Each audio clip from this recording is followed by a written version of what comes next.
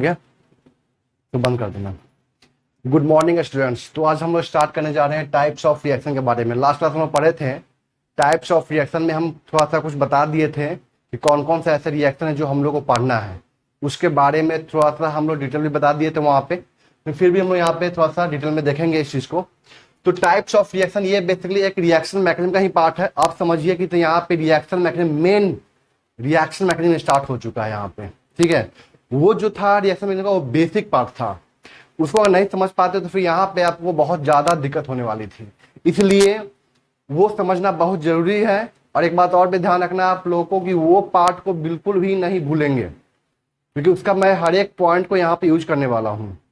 चलिए हम लोग देखते हैं यहाँ पे क्या टाइप्स ऑफ रिएक्शन के बारे में, ठीक है ना। तो टाइप्स ऑफ रिएक्शन हम पहला क्या देखे थे यहाँ पे,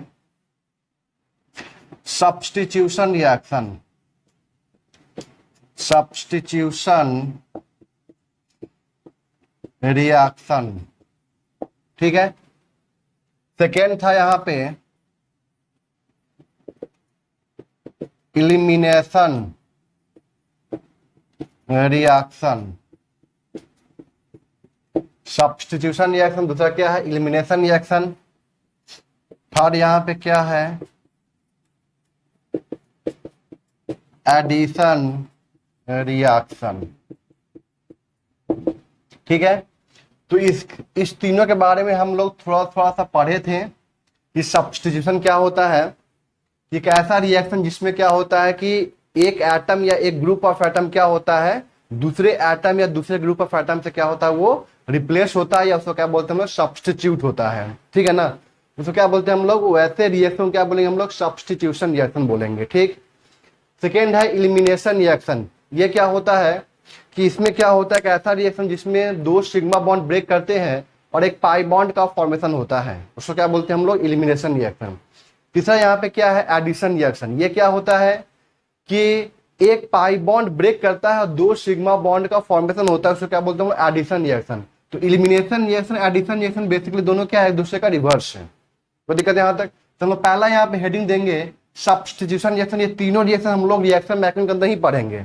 तो पहला हम यहाँ पे हेडिंग देने जा रहे हैं क्या, सब्स्टिट्यूशन रिएक्शन।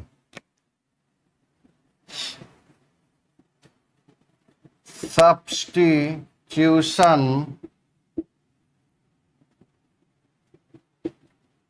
रिएक्शन क्या होता है, सब्स्टिट्यूशन रिएक्शन क्या बोलेंगे यहाँ पे, the reaction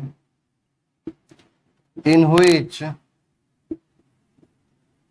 one atom or group of atoms is substituted या replaced by other atom or group of atoms is called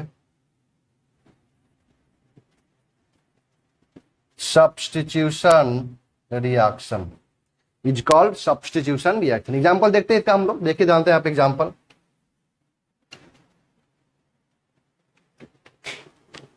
ये जानते हैं यहाँ पे, मान लीजिए यहाँ पे क्या लेते हैं हम लोग, यहाँ पे RCl प्लस OH माइनस, ठीक है। यहाँ पे क्या बनता है, ROH प्लस Cl माइनस बनता है। क्या बनता है यहाँ पे, ROH प्लस Cl माइनस। तो यहाँ पे क्या हुआ, ये जो Cl है, इस Cl की जगह पे क्या आ गया प्रोडक्ट में, OH आ गया।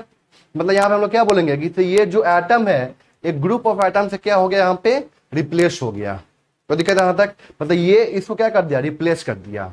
और भी एग्जांपल दे सकता हूँ यहाँ पे, ROH2 positive plus Br minus, तो यहाँ पे क्या बन जाएगा, RBr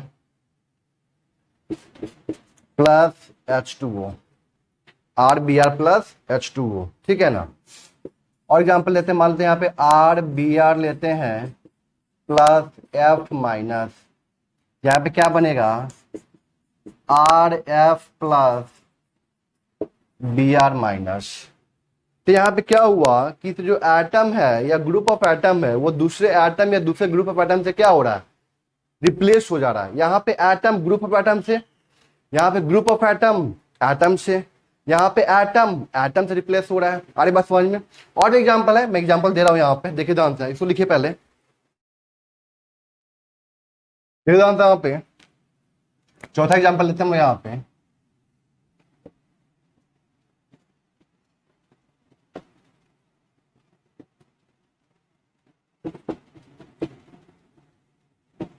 यहाँ पे क्या बनता है,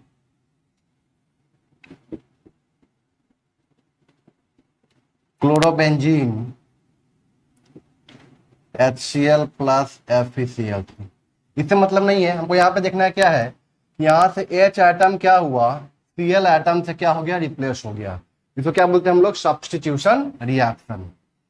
और भी एग्जांपल है यहाँ पे,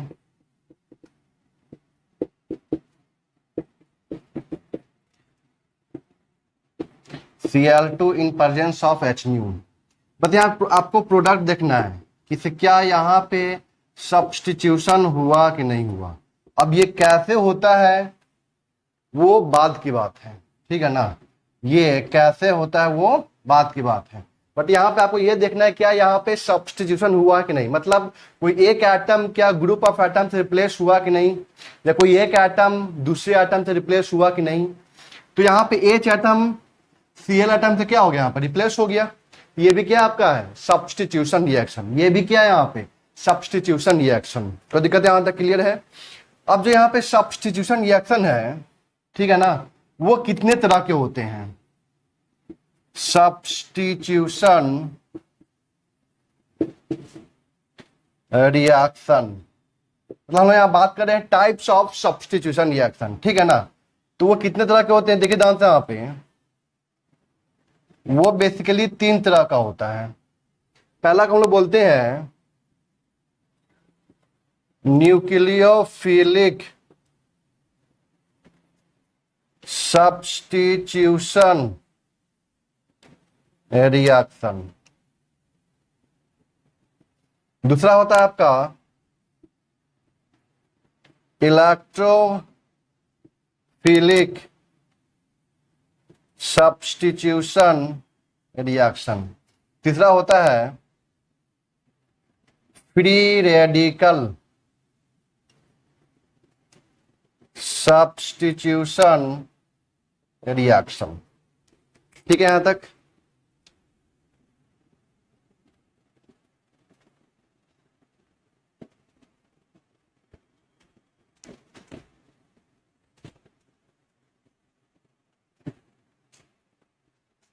तीनों के बारे में हम लोग डिटेल यहाँ पढ़ेंगे। तीनों का मैं यहाँ पे डेफिनेशन लिख देता हूँ आपको, ठीक है ना। तो पहला यहाँ पे हम लोग इसका डेफिनेशन लिखेंगे न्यूक्लियोफिलिक सब्स्टिट्यूशन रिएक्शन का। अब देखिए ध्यान से यहाँ पे, मैं यहाँ पे डेफिनेशन लिखने जा रहा हूँ किसका, सब न्यूक्लियोफिलिक सब्स्टिट्यूशन रिएक्शन का। हम शॉर्ट में बोलते हैं एसएन रिएक्शन। क्या शॉर्ट में क्या बोलेंगे तो हम लोग SN reaction, nucleophilic substitution reaction. इसमें हम लोग क्या लिखते हैं, इसका डेफिनेशन देखिए जानते हैं यहाँ पे, द रिएक्शन in which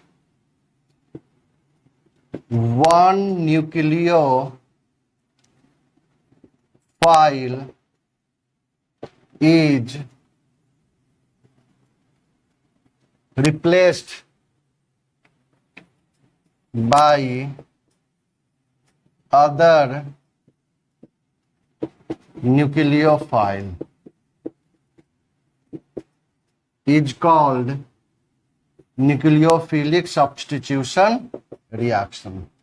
तो क्या बोलते हैं हम लोग, न्यूक्लियोफिलिक सब्स्टिट्यूशन रिएक्शन बोलते हैं, ठीक है ना। अब यहाँ पे क्या है कि एक न्यूक्लियोफाइल दूसरे न्यूक्लियोफाइल को यहाँ से रिप्लेस करेगा, ठीक है ना। तो देखिए जानते हैं यहाँ पे एग्जांपल क्या लेते हैं हम लोग इसका, देखिए यहाँ पे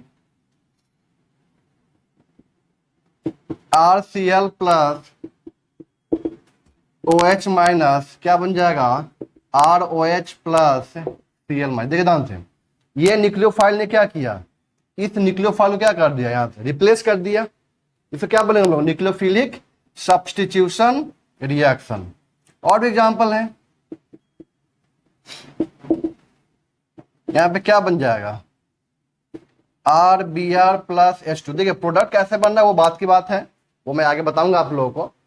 यहाँ पे क्या हुआ, Br माइनस एक न्यूक्लियोफाइल है, वाटर भी क्या होता है, न्यूक्लियोफाइल होता है।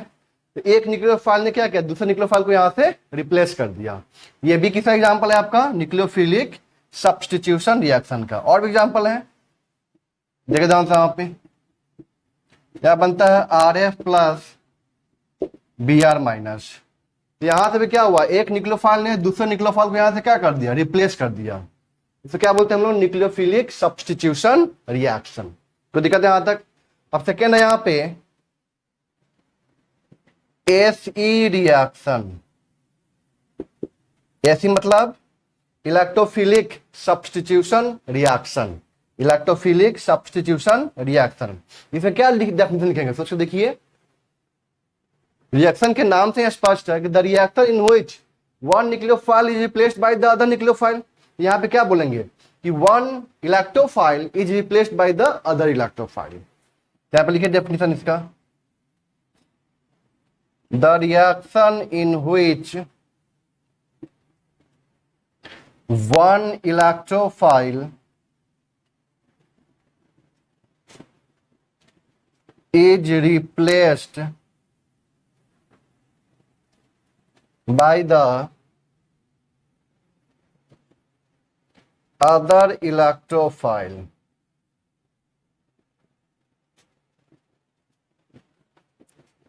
is called electrophilic substitution reaction।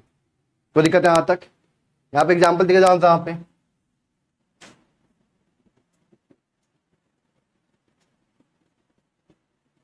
Cl2 plus FeCl3, यहां पे क्या हुआ, Cl आ गया,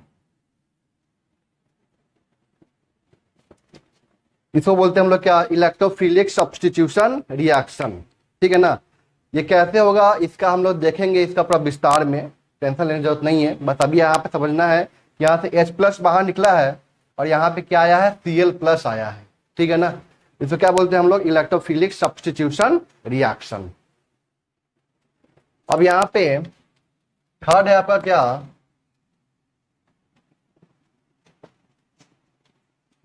free radical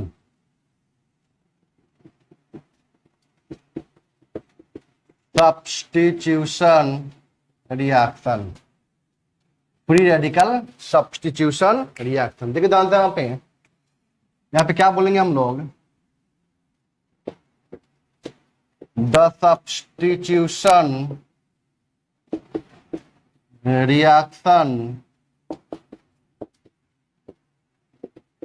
in which what one free radical is replaced by the other free radical, in which one free radical is replaced by the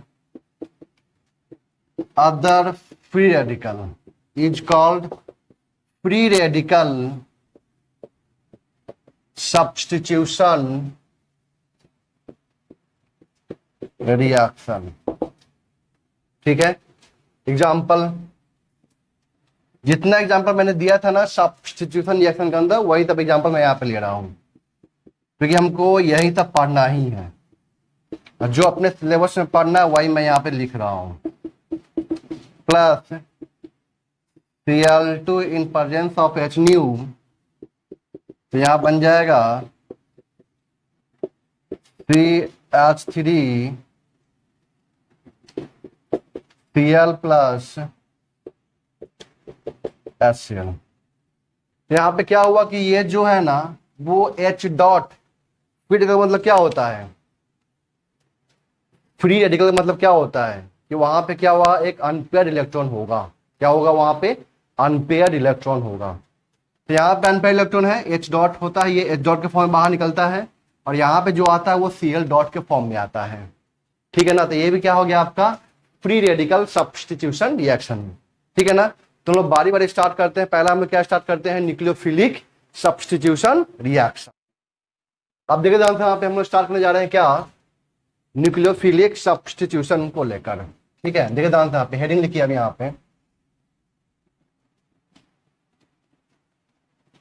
nucleophilic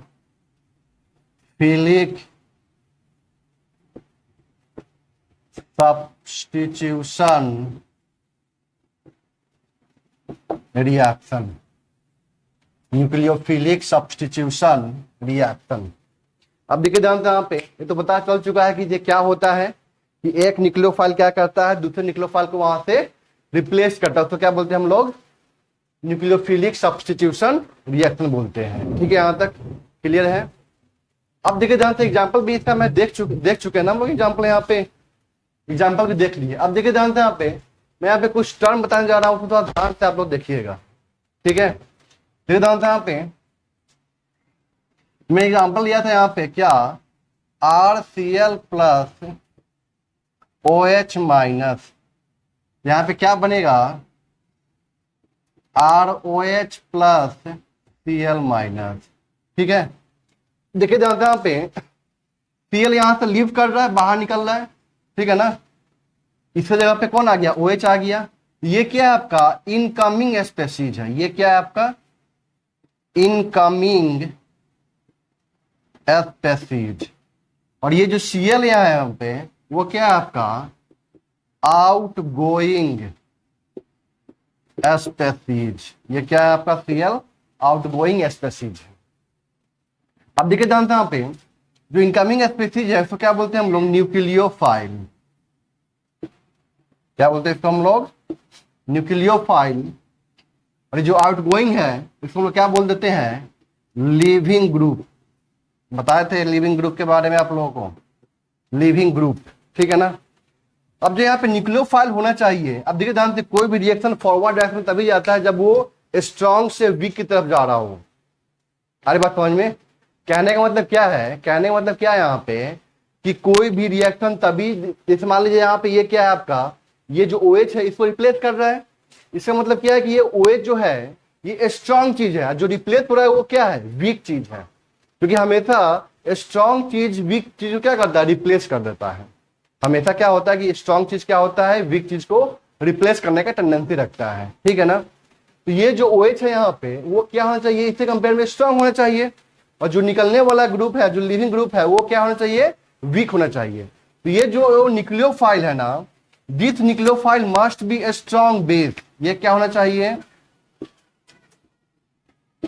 must be a strong base. ये क्या होना चाहिए, strong base होना चाहिए।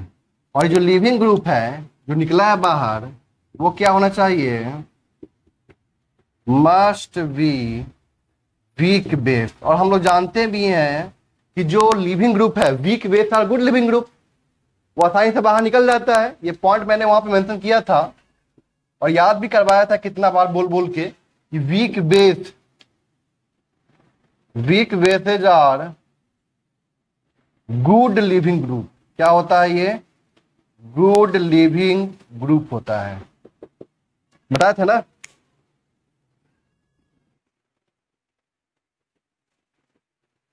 Weak base क्या होता है यहाँ पे, गुड लिविंग ग्रुप। तो जो वीक बेस होगा वो आसानी से बाहर निकल जाएगा, और उसको कौन निकालेगा, स्ट्रॉन्ग बेस उसको बाहर निकालेगा। स्ट्रॉन्ग बेस को बाहर निकाल दिया आसानी से। तो न्यूक्लियोफिलिक सब्स्टिट्यूशन रिएक्शन में यही होने वाला है, ध्यान रखना है। ये strong base replace the weak base. Weak base मतलब गुड लिविंग ग्रुप। हम लोग पढ़े थे लिविंग ग्रुप के बारे में कि दो तरह का होता है, गुड लिविंग ग्रुप होता है, क्या होता है, पुअर लिविंग ग्रुप होता है। तो पुअर लिविंग ग्रुप बताए थे कि वो दो मेथड से बाहर निकलता है, पहला इंटरनल अटैक और दूसरा क्या था, उसको हम लोग क्या करते हैं, गुड लिविंग ग्रुप में कन्वर्ट करते हैं, तभी जाकर वो बाहर निकलता है। और पुअर लिविंग ग्रुप में कौन कौन आया था, याद कीजिए, OH minus, NH2 minus, RO minus, NR3, और F माइनस। ये 5 आप लोगों को लिविंग ग्रुप का दिमाग में बैठा लेना है। इसका बार बार यूज होने वाला है, जैसे मैं अब पढ़ाऊंगा रिएक्शन सब, उसमें ये सब आने वाला है, फिर वहां पे आपको दिक्कत नहीं होनी चाहिए। मैं बोलूँ देखो ये देखे जानते यहाँ पे ये पुअर लिविंग ग्रुप है, हाँ सर पुअर लिविंग ग्रुप है, कैसे निकलेगा बाहर? या तो इंटरनल अटैक से बाहर निकलेगा, या तो उसको हम लोग गुड लिविंग ग्रुप में कन्वर्ट करते हैं। ठीक है ना? याद हो आप लोग कि अल्कोहल को हम लोग कैसे बाहर निकालते थे, जो उसको हम लोग क्या OH ग्रुप को कैसे बाहर निकालते थे, उसको हम लोग क्या करते थे, वाटर में कन्वर्ट कर देते थे। Water is a good leaving group, तब वो बाहर निकलता था। और कन्वर्ट कैसे करते थे याद कीजिए, पहला क्या था, प्रोटोनेशन। ठीक है, उसमें क्या करते हम लोग, प्रोटोनेशन करते थे, H+ देते थे, वाटर बनता था, बाहर निकलता था। और दूसरा हम लोग याद कीजिए, OH को OH का रिएक्शन करवाए थे हम लोग THCl, टोसाइल क्लोराइड के साथ में। तो वहां से बताइए तो क्या बना था, ROTS। HCl जब बाहर निकला था तो वहां पे क्या बन गया था, ROTS। OTS टोसाइलेट आयन इसको बोलते हैं, क्या बोलते हैं, OTS क्या होता है, tosylate ion. Tosylate ion is a good leaving group, सब बताया हुआ है, ये सब ध्यान रखना होगा आप लोगों को, अदरवाइज बहुत दिक्कत आ जाएगी फिर यहाँ पे, फिर समझ में नहीं आएगा रिएक्शन, फिर आप एक साथ समझ में नहीं आया रिएक्शन। तो वो सबसे बेसिक जो मैंने बताया था उसको थोड़ा अच्छे से पढ़िए, ध्यान लगा कर पढ़िए, ताकि आपको रिएक्शन मैकेनिज्म जो टाइप्स ऑफ रिएक्शन जो पढ़ा रहा हूँ बहुत आसान लगे, हम इजी वे में समझ में आ जाएगा आपको, कहीं से भी आपको कोई दिक्कत नहीं होगी, अदरवाइज फिर बहुत ज्यादा दिक्कत आने वाली है। ठीक है ना? इसलिए मैं बोल रहा हूँ वो जो मैंने पढ़ाया था 10 लेक्चर, टाइम मैंने लिया था, लेकिन उसको मैंने अच्छे से पढ़ाया था, उसको थोड़ा सा अच्छे से आप लोग पढ़िए थोड़ा सा, ताकि आपको यहाँ पे कहीं तक कोई दिक्कत नहीं होगी। It's my challenge. अब देखिए जानते हैं वहां पे, तो ये न्यूक्लियोफाइल क्या होना चाहिए, मस्ट बी स्ट्रॉन्ग बेस, तो ये क्या होना चाहिए यहाँ पे, वीक बेस होना चाहिए। ठीक है, यहाँ तक क्लियर है? जो इनकमिंग स्पीसीज है वो न्यूक्लियोफाइल, जो आउटगोइंग है वो क्या होता है, लिविंग ग्रुप होता है। ठीक है ना? अब देखिए जानते हैं यहाँ पे, देखिए जानते हैं यहाँ पे, याद होगा आप लोगों को, अल्कोहल मैं ले लिया यहाँ पे, और यहाँ पे ले रहा हूं Br माइनस, बताना यहाँ पे रिएक्शन होगा कि नहीं होगा। मैंने यहाँ पे लिख दिया RBr एंड OH माइनस। तो क्या चेक करना है, सिंपल, ये जो आ रहा है वो क्या होना चाहिए, स्ट्रॉन्ग बेस होना चाहिए, और ये जो बाहर निकल रहा है वो क्या होना चाहिए, वीक बेस होना चाहिए। ये चेक करना है हमको यहाँ पे। ठीक है ना? चेक करते हैं, देखिए जानते हैं यहाँ पे Br minus and OH minus, हमें चेक करना है क्या, बेसिक स्ट्रेंथ। क्या चेक करना है, बेसिक स्ट्रेंथ चेक करना है कि कौन स्ट्रॉन्ग बेस है, कौन वीक बेस है। देखिए जानते हैं यहाँ पे, आप लोग टर्म पढ़े थे, चार्ज डेंसिटी क्या होता है, चार्ज अपन क्या होता है, साइज होता है, जिसका साइज बड़ा होगा उस पर चार्ज डेंसिटी कम होगा। अब देखिए जानते हैं यहाँ पे, ये OH है, ये Br है, OH सेकेंड पीरियड का है, OH क्या है, सेकेंड पीरियड का है, और ये कौन सा पीरियड का है, फोर्थ पीरियड का है। ठीक है ना? यहाँ पे ऑक्सीजन है ना, OH माइनस, यहाँ फ्लोरीन होता है, फिर क्लोरीन, तब यहाँ ब्रोमीन आता है। तो यहाँ पे हम लोग इसके इलेक्ट्रोनिगेटिविटी से चेक नहीं कर पाएंगे, यहाँ पे किसे चेक करेंगे, साइज से। किसे चेक करेंगे हम लोग, साइज से। तो इसका साइज क्या है, बड़ा है, साइज क्या है, बड़ा है। साइज बड़ा होने से चार्ज डेंसिटी क्या हो जाएगा, कम हो जाएगा। और जिस स्पेसीज पे चार्ज डेंसिटी कम होता है वो बेस कैसा होता है, स्ट्रॉन्ग या वीक, वीक बेस होता है, जाहिर सी बात है यार। जिस स्पेसीज पे चार्ज डेंसिटी कम होगा वो बेस कैसा होगा, वीक बेस होगा। मतलब ये वीक बेस है और ये क्या है, स्ट्रॉन्ग बेस। तो दिक्कत यहां तक, क्योंकि यहाँ पे चार्ज डेंसिटी ज्यादा है, साइज छोटा है, चार्ज डेंसिटी ज्यादा, चार्ज डेंसिटी ज्यादा मतलब स्ट्रॉन्ग बेस। ठीक है ना? स्ट्रॉन्ग बेस या वीक बेस कब बोलते हैं किसी स्पेसीज को, जब उसके पास में चार्ज डेंसिटी ज्यादा होता है और वो आसानी से अपना इलेक्ट्रॉन पे डोनेट कर देता है। जिसके पास चार्ज डेंसिटी ज्यादा होगा तो वो आसानी से अपना इलेक्ट्रॉन पे डोनेट कर देगा। तो दिक्कत यहां तक। तो इसके पास चार्ज डेंसिटी कम है बट इसके पास चार्ज डेंसिटी ज्यादा है, ये आसानी से अपना इलेक्ट्रॉन पे डोनेट कर सकता है। इसका मतलब ये क्या होगा, स्ट्रॉन्ग बेस। तो ये क्या है, स्ट्रॉन्ग बेस, मतलब ये जो हम लिखे हैं ये स्ट्रॉन्ग बेस, और ये वीक बेस लिखे, मतलब ये गलत चीज है। ये क्या है यहाँ पे, गलत चीज है ये। मतलब ये क्या है यहाँ पे, ये क्या है आपका स्ट्रॉन्ग बेस है, ठीक। और ये क्या है आपका वीक बेस, मतलब ये रिएक्शन यहाँ पे संभव नहीं है। इसको उल्टा कर दे तो संभव हो जाएगा। सोच कर देखिए, अभी जस्ट लिखवाए थे, इसको उल्टा कर दे, मान लेते हैं हम यहाँ पे क्या कर दे इसको, देखिए जानते हैं यहाँ पे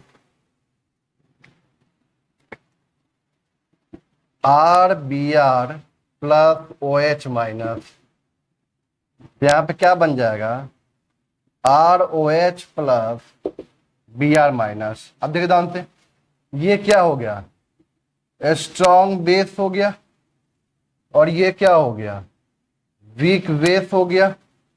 मतलब स्ट्रॉन्ग चीज क्या कर रहा है, वीक चीज को डिस्प्लेस कर रहा है, मतलब ये रिएक्शन यहाँ पे संभव है।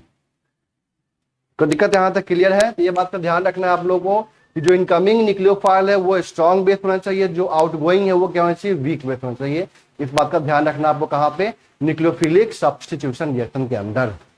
यहाँ तक क्लियर है बातें, ठीक है। आगे बढ़े हम लोग। अब देखिए जानते हैं यहाँ पे जो यहाँ पे हम आरओएच लिए थे, तो आरओएच को हम लोग क्या करते हैं गुड लिविंग ग्रुप में कन्वर्ट करते हैं, मतलब उसको किस में कन्वर्ट कर देंगे, उसको देखिए वीक बेस में कन्वर्ट कर देंगे। और जब वीक बेस हो जाएगा तब weak base good leaving group, मतलब यहाँ पे जो यहाँ पे आर ओ एच है, इसे बताया हुआ चीज है, ऐसा नहीं कि नहीं बताया हुआ है।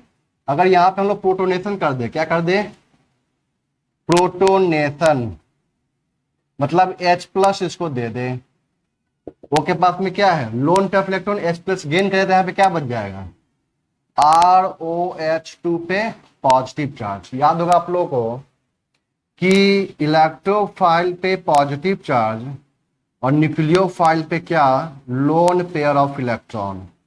यहाँ पे क्या बनेगा NU बनेगा, और NU पे कौन सा चार्ज आएगा पॉजिटिव चार्ज आएगा। क्यों, क्योंकि ये अपना ये इलेक्ट्रॉन पे यहाँ पे डोनेट कर रहा है, ये अपना क्या कर रहा है इलेक्ट्रॉन पे यहाँ पे डोनेट कर रहा है, जिसकी वजह से यहाँ पे कौन सा चार्ज आएगा पॉजिटिव चार्ज आएगा। अरे बात समझ में, बताया था तरीका, याद होगा आप लोगों को कि एक इलेक्ट्रॉन इसको दे दो, जैसे ये अपना एक इलेक्ट्रॉन इसको दिया तो इसका पॉजिटिव यहाँ पे आ गया, और इसके पास में 1 इलेक्ट्रॉन और इसके पास में 1 इलेक्ट्रॉन, दोनों क्या क्या आपस में बॉन्ड बना लिया। याद होगा, भूल जाते हैं आप लोग। ई पे ये अपना इलेक्ट्रॉन इसको दिया तो NU पे एक बचा इलेक्ट्रॉन, इस पे कौन सा चार्ज आ गया पॉजिटिव आ गया, क्योंकि अपना इलेक्ट्रॉन डोनेट किया ना।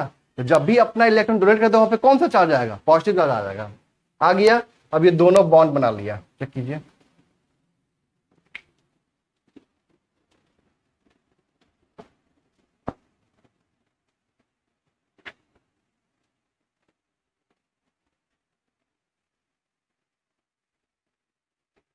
यही ना, अपना इलेक्ट्रॉन पे डोनेट किया इसको, इसका पॉजिटिव कहां पे आ गया O के ऊपर आ गया, ठीक है ना। अब हम लोग यहाँ पे क्या ले रहे हैं Br माइनस, यहाँ पे क्या बनता है RBr प्लस H2। अब चेक कीजिए यहाँ पे ये इनकमिंग Br माइनस है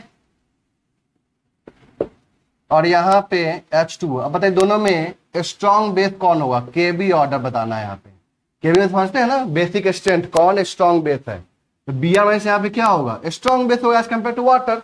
यहाँ पे निगेटिव चार्ज, वहां पे क्या है लोन पे इलेक्ट्रॉन है, दोनों में अंतर है ना बाबू। तो दिक्कत यहाँ तक चार्ज है निगेटिव चार्ज है, जल्दी तो अपने इलेक्ट्रॉन पे डोनेट करना चाहेगा एज कम्पेयर टू लोन पे इलेक्ट्रॉन, क्योंकि ये क्या है न्यूट्रल वाला है। क्यों देंगे हम भाई, न्यूट्रल है आराम से रहेंगे। लेकिन इसी बात में क्या है चार्ज है, तो किसी के पास चार्ज आना वो चीज अच्छी चीज नहीं होती, वो जल्दी से अपना ये चार्ज क्या करना चाहता है कम करना चाहता है, तो जल्दी से इलेक्ट्रॉन डोनेट करेगा उसको, ठीक है ना। तो जितना जल्दी से डोनेट करेगा इसका मतलब ये स्ट्रॉन्ग बेस कहलाएगा। ये क्या है आपका यहाँ पे स्ट्रॉन्ग बेस, किससे कंपेयर में वाटर कंपेयर में, और यहाँ पे ये क्या हो जाएगा वीक बेस, ठीक है। दूसरा तरीका क्या था यहाँ पे याद कीजिए, इसको हम लोग क्या किए थे टोसाइल क्लोराइड से रिएक्शन करवाए थे, याद कीजिए। तो क्या बोलते हैं हम लोग टोसाइल क्लोराइड, ये सब अब हम लोग अल्कोहल चैप्टर में पढ़ना है, ठीक है ना। वहां पे इतना चीज मैं नहीं बताऊंगा, ये सब सेकेंड टाइम हो रहा है, सेकेंड टाइम हो रहा है। तो यहाँ से H और यहाँ से बताए थे Cl बाहर निकाल दीजिए और O के साथ इसको जोड़ देना है, तो यहाँ पे क्या बनेगा, R O S double bond O double bond O, अब बेंजीन पे क्या आ गया, CH3। तो शॉर्ट में कैसे लिखते हैं, ROTS, ठीक है ना। टोसाइल, टोसाइल इतना पार्ट हुआ। क्लोराइड, इसको बोलते हैं हम लोग क्या, टोसाइल, और ये क्या हो गया यहाँ पे, क्लोराइड, ठीक है ना। ये हो गया टोसाइल, ये क्या हो गया, क्लोराइड। ये क्या हो गया, ROTS। ये जो OTS है ना, ये क्या होता है, बेटर लिविंग ग्रुप होता है, बताए थे, गुड लिविंग ग्रुप होता है। तो ये यहां से आराम से बाहर निकल सकता है। यहाँ पे क्या ले हम लोग, यहाँ पे Br माइनस अटैक, मतलब यहाँ पे क्या बन जाएगा, RBr प्लस, और यहाँ पे लिख दे क्या, OTS, यहाँ पे निगेटिव चार्ज, ठीक है ना।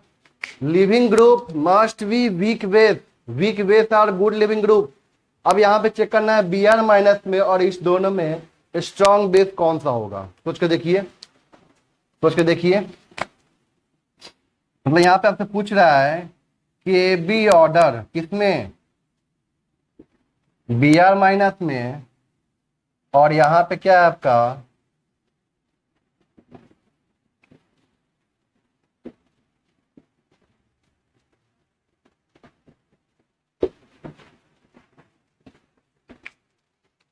बताइए यहाँ पे किसमें ज्यादा होगा। ये निगेटिव चार्ज देखिए ध्यान से, यहाँ पे तीन तीन ऑक्सीजन के ऊपर रेजोनेंस कर रहा है, यहाँ भी रेजोनेंस कर रहा है, यहाँ भी रेजोनेंस कर रहा है। तो यहाँ पे क्या बनेगा, 3 इक्विवेलेंट रेजोनेटिंग स्ट्रक्चर बनेगा। दूसरा पीएच यहाँ पे इस पे क्या लगा देगा, -I इफेक्ट लगा देगा। यहाँ मतलब बोल सकते हैं यहाँ पे क्या बना, 3 इक्विवेलेंट रेजोनेटिंग स्ट्रक्चर। इक्विवेलेंट का मतलब क्या हुआ कि जब ये फिर रेजोनेंस करेगा तो फिर ऐसा ही स्ट्रक्चर आएगा, फिर तिबारा रेजोनेंस करेगा तो फिर ऐसा ही स्ट्रक्चर आएगा। इसको क्या बोलते हैं, इक्विवेलेंट रेजोनेटिंग स्ट्रक्चर। मतलब ये क्या है, negative charge, highly and highly delocalised negative charge. मतलब इसका बेसिक एक्सटेंट सबसे कम, बहुत कम, और ये क्या है आपका, स्ट्रॉन्ग बेस। अरे बात समझ में, इसलिए क्या किया, इसको यहां से रिप्लेस कर दिया। तो दिक्कत यहां तक। तो यहां पे हम लोग क्या बोलेंगे कि Br minus is a strong base than tosylate ion OTS, ठीक है। यहां तक क्लियर है। ये तो बताया हुआ चीज है, ऐसा नहीं कि नहीं बताया हुआ है। ये सब भी क्या हुआ आपका, न्यूक्लियोफिलिक सब्स्टिट्यूशन रिएक्शन ही हुआ, ठीक है। ये तो खैर मैं अलग से साथ बता दिया यहाँ पे, ठीक है। और ये सब बताया हुआ चीज है, ठीक है। यहां तक क्लियर है। मतलब मैं यहाँ पे न्यूक्लियोफिलिक सब्स्टिट्यूशन रिएक्शन के अंदर घुसने से पहले, इंटर करने से पहले, मैं जितना बेसिक चीज है ना वो सब मैं यहाँ पे पहले बता दे रहा हूं, ताकि आपको फिर वहां पे दिक्कत नहीं होगी। अब देखिए ध्यान से, यहाँ पे एक टर्म आता है रिएक्शन मैकेनिज्म, ठीक है। मैकेनिज्म क्या होता है वही हम लोग पढ़ भी रहे हैं, रिएक्शन मैकेनिज्म। डेफिनेशन क्या होता है, तो देखिए जानते हैं आप, step by step description of any reaction, ठीक है ना। Step by step description of any reaction, किसी भी रिएक्शन का जो स्टेप बाय स्टेप जो डिस्क्रिप्शन होता है, that is how bonds get broken and how bonds get formed, ठीक है। और as well as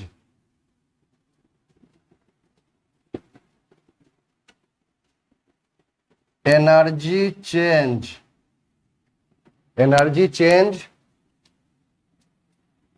during reaction.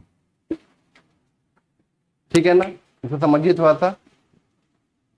अब देखिए ध्यान से यहाँ पे step by step description of any reaction, मतलब कैसे बॉन्ड ब्रेक हुआ, कैसे बॉन्ड का फॉर्मेशन होता है, रिएक्शन के अंदर जब रिएक्शन हो रही है उस समय एनर्जी का क्या चेंजिंग हो रहा है, मतलब वो एक्सोथर्मिक जा रहा है कि एंडोथर्मिक जा रहा है, मतलब वहां पे हमें हीट देना पड़ रहा है कि वहां से हीट इवॉल्व हो रहा है, वो सब कौन बताता है आपको? Reaction mechanism. मतलब कैसे बॉन्ड ब्रेक हुआ, कैसे बॉन्ड का फॉर्मेशन हुआ, स्टेप बाय स्टेप। इस स्टेप में क्या हुआ, बॉन्ड बना के बॉन्ड टूटा, बॉन्ड बना के बॉन्ड टूटा, अरे बात समझ में। अगले स्टेप में क्या हुआ, फिर अगले स्टेप में क्या हुआ, कौन सा बॉन्ड ब्रेक हुआ, अरे बात समझ में यहाँ तक। मतलब वीक बॉन्ड ब्रेक हुआ कि स्ट्रॉन्ग बॉन्ड ब्रेक हुआ, तो उस स्टेप में एनर्जी क्या हुआ, देना पड़ा कि निकला वहां से एनर्जी। तो उसका पूरा डिटेल्ड एनालिसिस हम लोग क्या बोलते हैं? Reaction mechanism. तो दिक्कत यहां तक क्लियर है? तो ये चीज क्लियर हो गया आप लोगों को कि रिएक्शन मैकेनिज्म क्या होता है कि step by step description of any reaction, that is how bond gets broken and how bonds get form, कैसे बॉन्ड बना, कैसे बॉन्ड ब्रेक हुआ, ठीक है ना, एनर्जी चेंजिंग क्या हुआ रिएक्शन के दौरान, अरे बात समझ में। तो ये सब के बारे में जो डिटेल हमें पता चलता है, ठीक है ना, वो कहां से पता चलता है हमको? रिएक्शन मैकेनिज्म से पता चलता है। क्लियर? यहां तक कोई दिक्कत नहीं है?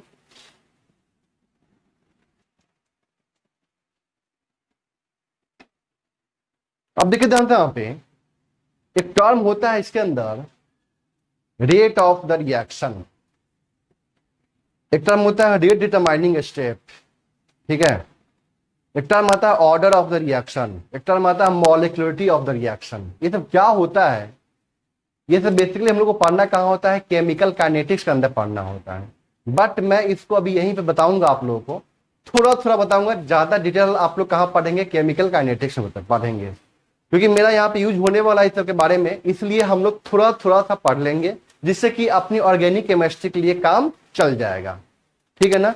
फिर आप लोग डिटेल अगर पढ़े होंगे तो अच्छी बात है, अगर नहीं पढ़े होंगे तो वहां पे आप लोग केमिकल काइनेटिक्स में पढ़ेंगे इस चीज को। देखिए ध्यान से, यहाँ पे जैसे में कोई भी रिएक्शन हो रही है, ठीक है ना, तो वो रिएक्शन जैसे हम लोग जो पढ़ेंगे, ठीक है ना, वो कॉम्प्लेक्स रिएक्शन पढ़ेंगे हम लोग, एलिमेंट्री रिएक्शन नहीं पढ़ते यहाँ पे, ठीक है ना। तो हम लोग जो पढ़ेंगे कॉम्प्लेक्स रिएक्शन, उसमें क्या होता है कि स्टेप बाय स्टेप रिएक्शन होता है।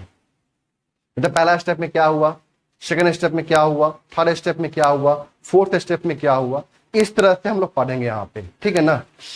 तो देखिए ध्यान से, यहाँ पे एक टर्म होता है रेट डिटरमाइनिंग स्टेप। रेट का मतलब समझना है यहाँ पे आप लोगों को क्या? Speed of the reaction. कोई भी रिएक्शन अगर हो रही है तो कितना समय में हो जाएगा कंप्लीट, ठीक है। 5 मिनट में होगा, 50 घंटा में होगा, कि 5 घंटा में होगा, कि 5 साल में होगा, अरे बात समझ में। तो इसके बारे में हम लोग पढ़ेंगे अभी। जैसे मान लीजिए, तो हमें यहां पे क्या करना है? रेट पता करना है, स्पीड पता करना है रिएक्शन का, वो कितना समय में रिएक्शन कंप्लीट हो रहा है, ठीक है ना। अगर वो मान लेते हैं कि से बहुत कम समय में हो गया रिएक्शन कंप्लीट, नैनो सेकेंड में, तो बोलते हैं फास्ट स्टेप है। वो जो स्टेप है ना, वो क्या है? फास्ट स्टेप है। तो मानते हैं कि किसी भी रिएक्शन में 4 स्टेप है, सपोज करते हैं 4 स्टेप है, जिसमें से पहला, इस 4 स्टेप में से कोई एक ही स्टेप ऐसा होगा जो कि स्लो स्टेप होगा। इस 4 स्टेप में से कोई एक ऐसा स्टेप होगा जो क्या होगा? आपका स्लो स्टेप होगा। और स्लो स्टेप से ही हम लोग क्या करते हैं? उस रिएक्शन का रेट पता करते हैं कि वो कितना समय में कंप्लीट होने वाला है, ठीक है ना। फॉर एग्जाम्पल, आप लोग क्लास में बैठे होंगे, ठीक है ना, बैठे हुए हैं, तो हमने यहाँ पढ़ाया, यहां से लेकर यहां तक बोर्ड भर दिया, मैंने बोला चलो लिखना स्टार्ट करो, आप लोग लिखना स्टार्ट कर दिया आप लोग, ठीक है ना। अब क्या हुआ यहाँ पे कि एक बच्चा ने क्या किया? 2 मिनट में उसको लिख दिया। कोई बच्चा, एक बच्चा नहीं, मतलब 10 बच्चा, क्योंकि मान लेते हैं 100 बच्चा है क्लासरूम के अंदर है, 10 बच्चा 2 मिनट में लिख दिया, 20 बच्चा 3 मिनट में लिखा, और जो सबसे स्लो लिखा वो 15 मिनट में लिखा, ठीक है। 15 मिनट वो लास्ट, मतलब पूरा कंप्लीट समय लिया इस बोर्ड को यहां से यहां तक लिखने में। तो कहने का मतलब क्या है? अब जब हम स्टार्ट करेंगे पढ़ाना, जब यहां से यहां तक कंप्लीट कोई उतार लेगा, लिख लेगा, तभी तो हम यहां से फिर मिटाएंगे, उसको लिखेंगे, नहीं तो बच्चा बोलेगा ना सर हम नहीं लिखे अभी तक, ठीक है ना। अब देखिए ध्यान से, जो बच्चा है जो 15 मिनट में लिखा है और सब बच्चे 2 मिनट 4 मिनट 5 मिनट में सब लिख लिए ऑन एन एवरेज। जो कुछ बच्चे हैं जो 15 मिनट में लिख रहे हैं, तो कहने का मतलब क्या है कि जो मैं यहाँ पे स्टार्ट करूंगा, या कहने का मतलब क्या है कि जो मेरा सिलेबस कंप्लीट होने का जो रेट है, जो समय लगने वाला है सिलेबस कंप्लीट होने में, वही बच्चा गवर्न करेगा उस चीज को। वही बच्चा ये बताएगा कि मेरा सिलेबस कितना समय में कंप्लीट होगा, क्योंकि वही जो बच्चा है वो बहुत स्लो लिख रहा है, जिसके कारण मुझे सिलेबस कंप्लीट करने में क्या हो रहा है, लेट हो रहा है या ज्यादा टाइम लग रहा है। कोई दिक्कत है यहाँ तक? अगर वो जो बच्चा 15 मिनट में लिखा है, वो बच्चा अगर जल्दी से लिख ले तो मेरा सिलेबस क्या होगा, जल्दी से कंप्लीट हो जाएगा। हम जल्दी से यहाँ मिटाएंगे, जल्दी से स्टार्ट करेंगे यहाँ पर लिखना फिर से वापस। अरे बात समझ में? तो कहने का मतलब क्या है कि मान लेते हैं किसी वही चीज रिएक्शन में अप्लाई करते हैं हम लोग, ठीक है। तो वो बच्चा क्या डिसाइड किया कि मेरा सिलेबस कंप्लीट होने में कितना समय लगेगा। तो ये जो 4 स्टेप मैंने बोला, 4 स्टेप में से जो सबसे स्लो स्टेप हो रहा होगा, वही स्टेप ये डिसाइड करेगा कि जो रिएक्शन है वो कितना समय में कंप्लीट होने वाला है, ठीक है ना। उस रिएक्शन का रेट क्या होने वाला है। अरे बात समझ में? तो देखिए ध्यान से, रेट लॉ यहाँ पे ये बताता है, रेट लॉ यहाँ पे क्या बताता है, आप लोग पढ़ेंगे केमिकल काइनेटिक्स में, कि किसी भी रिएक्शन का जो रेट होता है, rate of the reaction is directly proportional to the concentration of reactant. क्या होता है? कंसंट्रेशन ऑफ रिएक्टेंट होता है।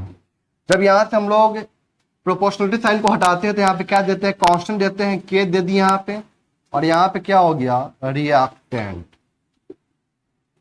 ठीक है।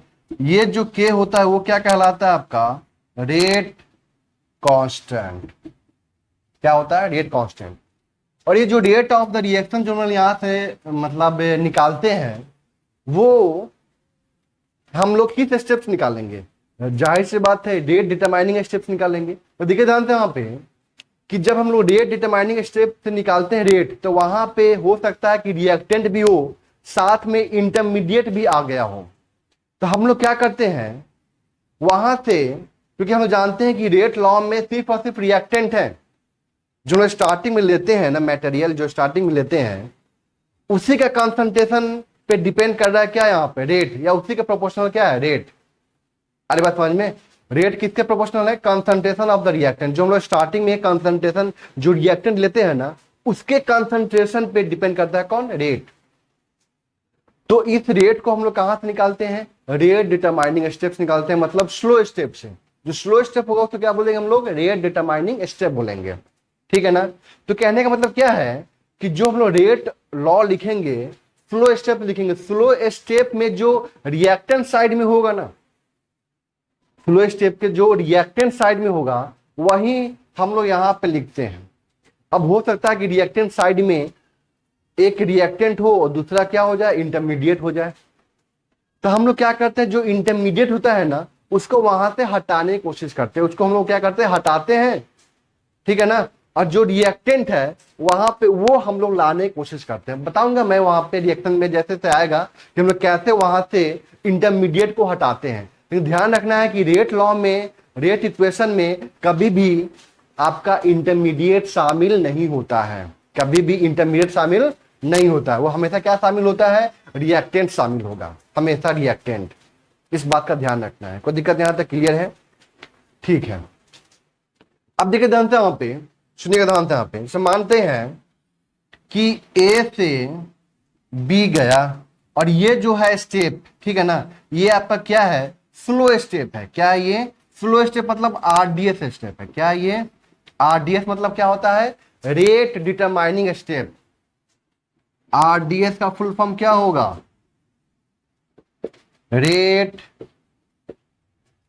Determining step. मतलब इसी स्टेप से हम लोग क्या करेंगे, रेट को डिटरमाइन करते हैं, ठीक है ना। तो देखिए ध्यान से यहाँ पे, तो इस आरडीएस स्टेप के लेफ्ट हैंड साइड में जो रिएक्टेंट है ना, इसी रिएक्टेंट का जो कंसंट्रेशन होगा ना, उसी के प्रोपोर्शनल क्या होगा आपका, रेट। अगर यहां से हमको लिखना पड़े, रेट इक्वेशन लिखना पड़े, तो हम लोग क्या लिखेंगे, जो रेट होगा of rate of the reaction is equal to क्या होगा, के इंटू कॉन्सेंट्रेशन ऑफ ए। कोई दिक्कत यहां तक? मान लेते यहाँ पे 2 है, ए प्लस बी, और यहाँ पे दिया सी प्लस डी, और यही स्टेप क्या है आपका? Rate determining step. तो यहां से हमको लिखना है क्या? रेट। अभी अपने ऑर्गेनिक केमिस्ट्री में ध्यान रखना कि इसका जो कोफिशिएंट आएगा ना वो हमेशा 1 होगा। कोफिशिएंट क्या होगा? यहाँ पे 1 होगा, ध्यान रखना इस चीज का। तो रेट क्या हो जाएगा यहाँ पे? K into concentration of A into concentration of B. कोई दिक्कत यहां तक? तो मान लेते हैं यहाँ पे ए प्लस बी प्लस सी आ गया, और यही स्टेप क्या है? रेट डिटरमाइनिंग स्टेप है। और यहाँ बना सी प्लस डी प्लस ई, और भी कुछ बन सकता है, ऐसा कुछ जरूरी नहीं कि 3 ही बना, 2 ही बन सकता है, उससे हमको मतलब नहीं है। यहाँ पे क्या बनना है उसमें कोई मतलब नहीं है। हमको आरडीएस स्टेप जो रेट डिटरमाइनिंग स्टेप है ना, उसके लेफ्ट हैंड साइड को चेक करना है, ठीक है ना, कि उसमें कितने स्पेसीज आ रहे हैं, कितने मॉलिक्यूल्स, कितने आयंस आ रहे हैं, उसका कॉन्सेंट्रेशन, उसका जो कॉन्सेंट्रेशन होगा ना उसको हम लोग लेते हैं यहाँ पे। तो यहाँ पे क्या लिखेंगे? Rate is equal to k into concentration of A into concentration of B into concentration of C. मतलब जो कॉन्सेंट्रेशन टर्म है ना उसका हम लोग क्या करते हैं? मल्टीप्लाई करते चले जाते हैं। तो हम लोग प्रोडक्ट जिसको बोलते हैं, कॉन्सेंट्रेशन टर्म का प्रोडक्ट। तो दिक्कत है वहां तक? मतलब जो रिएक्टेंट है ना, इसका जो कॉन्सेंट्रेशन होगा ना उसका हम लोग क्या लेते हैं? यहाँ पे प्रोडक्ट लेते हैं। तो दिक्कत है वहां तक? ये तीनों के कॉन्सेंट्रेशन टर्म का क्या हो जाएगा? प्रोडक्ट। वो क्या बताएगा? आपका रेट। ठीक है, यहां तक क्लियर है? अब देखिए ध्यान से, 2 टर्म एक चीज और यहाँ पे डिफाइन होता है। एक होता है ऑर्डर, दूसरा क्या होता है? मॉलिक्यूलरिटी।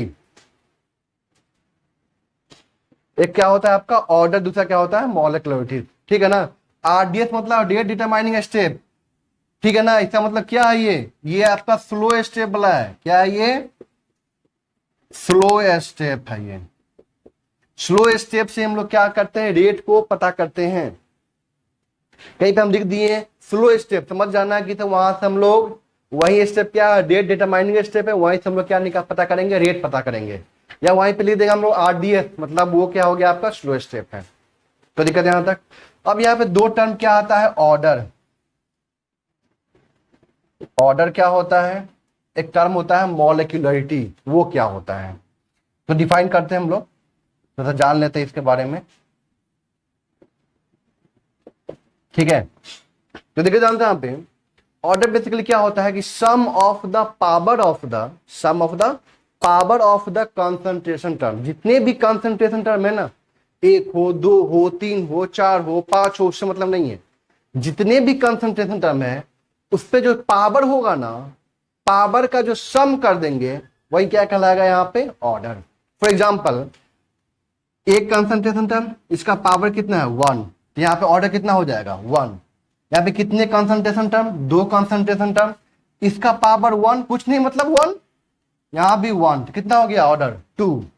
यहाँ पे 3 कॉन्सेंट्रेशन टर्म, 1 2 3, और सबका पावर 1 1 1, तो ऑर्डर कितना हो गया? 3। अरे बस समझ में? तो यहाँ पे ऑर्डर 1, यहाँ पे ऑर्डर 2, यहाँ पे ऑर्डर 3।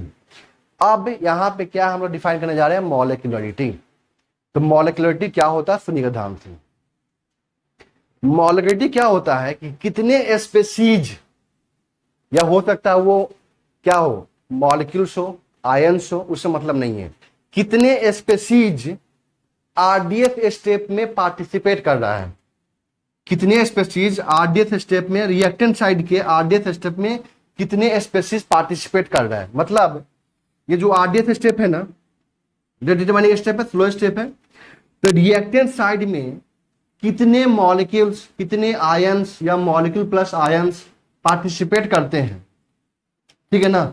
जितना करेगा ना उतना उसका क्या हो जाएगा? रिएक्शन का मॉलिक्यूलरिटी। क्या हो जाएगा वहां पर? रिएक्शन का मॉलिक्यूलरिटी। यहाँ पे 1 कर रहा था, क्या हो जाएगा? 1 मॉलिक्यूलरिटी, मतलब उसको क्या बोलते हैं हम लोग? यूनिमॉलिक्यूलर बोल देते हैं। यहाँ पे क्या है? 2 पार्टिसिपेट कर रहा है, ए प्लस बी पार्टिसिपेट कर रहा है। हो सकता है कि ए मॉलिक्यूल हो, बी क्या हो? आयन हो, उससे मतलब नहीं है। 2 कर रहा है ना, इसको बोलेंगे हम लोग क्या? By molecular reaction. By molecular मतलब इससे हम लोग बोलेंगे मॉलिक्यूलरिटी कितना हो गया? 2। यहाँ पे 3 है, ट्राई हो गया। क्लियर है? ए प्लस बी प्लस सी, तो यहाँ पे 3 मॉलिक्यूल पार्टिसिपेट किए, या 3 आयंस किए, या 2 मॉलिक्यूल्स प्लस आयंस किए पार्टिसिपेट। तो इसका मॉलिक्यूलरिटी कितना हो जाएगा 3। तो दिक्कत यहां तक क्लियर है। ये यूनिमॉलिक्यूलर, ये बाई मॉलिक्यूलर और ये ट्राई मॉलिक्यूलर। तो दिक्कत यहां तक क्लियर है। तो मैं यहाँ पे दोनों को डिफाइन करता हूं अलग से, ठीक है ना। आपको रेट डिटरमाइनिंग से समझ में आया, रेट ऑफ रिएक्शन समझ में आया कि रेट ऑफ रिएक्शन क्या होता है। Rate of reaction is directly proportional to the concentration of the reactant. जो आपने स्टार्टिंग में जो रिएक्टेंट डाला है, हम लोग जानते हैं ना कि एरो के इस साइड रिएक्टेंट होता है, इस साइड क्या होता है, प्रोडक्ट बनता है। तो रिएक्टेंट में दो पार्ट होता है ना, सबस्ट्रेट प्लस रिएजेंट। तो जो आपने वहां पे रिएक्टेंट डाला है ना, उस रिएक्टेंट के प्रोपोर्शनल होगा आपका क्या, रेट। अगर कहने का मतलब क्या है कि अगर उसका कंसंट्रेशन हम लोग बढ़ाएंगे, रिएक्टेंट का कंसंट्रेशन बढ़ाएंगे, तो रेट ऑफ रिएक्शन भी क्या हो जाएगा, बढ़ जाएगा। तो दिक्कत यहां तक क्लियर है, ठीक है। तो rate of reaction is proportional to the concentration of reactant. हटाए यहां से साइन, तो क्या आ गया यहाँ पे, के आया, तो बोलते हैं रेट कांस्टेंट बोलते हैं, तो के इंटू कंसंट्रेशन ऑफ रिएक्टेंट, ठीक है ना। एक टर्म होता है रेट डिटरमाइनिंग स्टेप। जब हम लोग क्या माने कि 4 स्टेप में कोई रिएक्शन हो रही है, ठीक है ना, तो इस चारों में से कोई एक ऐसा स्टेप होगा जो कि स्लो स्टेप होगा, जो बहुत ही धीरे से हो रहा होगा, धीरे धीरे हो रहा होगा। बाद बाकी जो स्टेप होगा सब क्या होगा, फास्ट होगा। तो जो स्लो स्टेप होगा ना, वहीं से हम लोग क्या पता कर सकते हैं, रेट पता कर सकते हैं उस रिएक्शन का, कि वो रिएक्शन कितना समय में कंप्लीट हो रहा है। अरे बात समझ में, 1 मिनट में हो रहा है कि नैनो सेकेंड में हो रहा है कि 1 घंटा में हो रहा है, क्लियर है। वही स्टेप बताएगा। अगर वो स्टेप 1 घंटा ले रहा है तो हम लोग बोल देंगे कि तो वहां पे ये जो रिएक्शन है 1 घंटा में कंप्लीट हुआ है। अरे बात समझ में, तो दिक्कत यहां तक क्लियर है। जैसे मैं यहाँ पे ए से बी गया, यही स्टेप क्या है, आरडीएस है, स्लो स्टेप है। तो रेट हम लोग लिखना है, रेट ऑफ इक्वेशन लिखना है, तो क्या लिखेंगे, रेट इक्वेशन लिखना है, तो क्या लिखेंगे, rate is equal to k into concentration of ए, क्योंकि आरडीएस स्टेप में सिर्फ और सिर्फ यही पार्टिसिपेट कर रहा है। आरडीएस स्टेप में सिर्फ यही तो पार्टिसिपेट कर रहा है रिएक्टेंट साइड में। यहाँ पे ए और बी कर रहा है, तो वहां पे क्या लिख दिया, rate is equal to k into concentration of A into concentration of B. यहाँ पे 3 कर रहा था, यहाँ पे देखिए rate equal to k into concentration of A into concentration of B into concentration of C. फिर यहाँ पे 2 टर्म डिफाइन कर रहे हैं हम लोग, क्या, ऑर्डर और क्या, मॉलिक्यूलरिटी। ऑर्डर क्या होता है, sum of the power of the concentration. मैं लिख देता हूं यहाँ पे, लिख देता हूं यहाँ पे, ऑर्डर क्या बोलेंगे हम लोग, sum of the power of the concentration terms, ठीक है। और एक दूसरा टर्म होता है मॉलिक्यूलरिटी। क्या होता है ये, नंबर ऑफ स्पेसीज, वो मॉलिक्यूल्स भी हो सकते हैं, आयंस भी हो सकते हैं। तो नंबर ऑफ स्पेसीज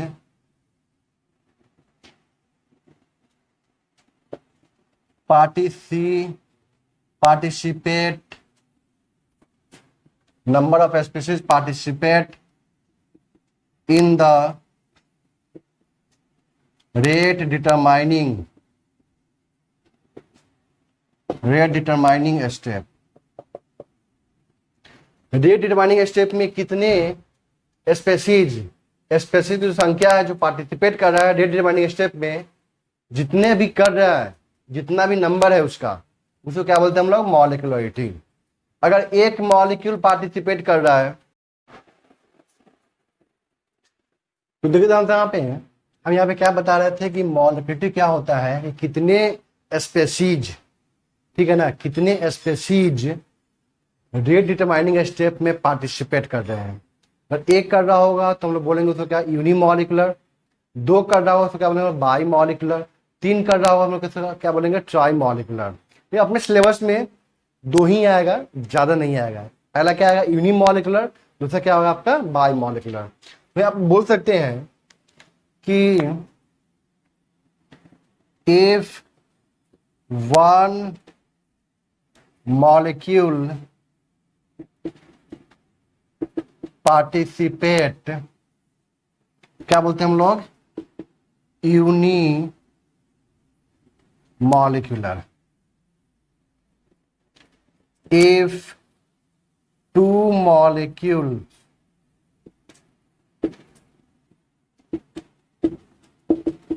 पार्टिसिपेट, तो क्या बोलते हैं हम लोग, बाई मॉलिक्यूल। ठीक है, अब यहाँ पे देखिए ध्यान से यहाँ पे कि ये जो आरडीएस स्टेप है, स्लो स्टेप है, इसमें सिर्फ एक ही मॉलिक्यूल पार्टिसिपेट कर रहा है। ठीक है ना, इसका मॉलिक्यूल कितना हो जाएगा 1, इसमें कितना कर रहा है 1 + 1 2 कर रहा है, इसका मॉलिक्यूल कितना हो जाएगा 2। इसमें कितना कर रहा है चेक कीजिए, 1 2 3, इसका कितना हो जाएगा मॉलिक्यूल 3 हो जाएगा। अरे बात समझ में। अब यहाँ पे हम लोग बात कर रहे हैं ऑर्डर का, sum of the power of the concentration term, ये जो कंसंट्रेशन टर्म इसका पावर कितना 1 1 हो जाएगा, 1 1 तो यहाँ पे कितना हो जाएगा 2 1 1 1 कितना हो जाएगा 3। अरे बात समझ में यहाँ तक। ये क्या हो गया आपका, इसका ऑर्डर, उसका क्या हो जाएगा यहाँ पे मॉलिक्यूलरिटी, ऑर्डर एंड मॉलिक्यूलरिटी। ये बहुत इंपॉर्टेंट चीज है। अब हम लोग यहाँ पे आगे नेक्स्ट क्लास में SN1 जब बताऊंगा वहां पे, तो ये सब का पूरा फुल्ली यूज करूंगा वहां पे, ताकि आपको वहां पे समझने में कोई दिक्कत नहीं हो। इसलिए इसको अच्छे से आप लोग पढ़ लीजिएगा, ठीक है ना।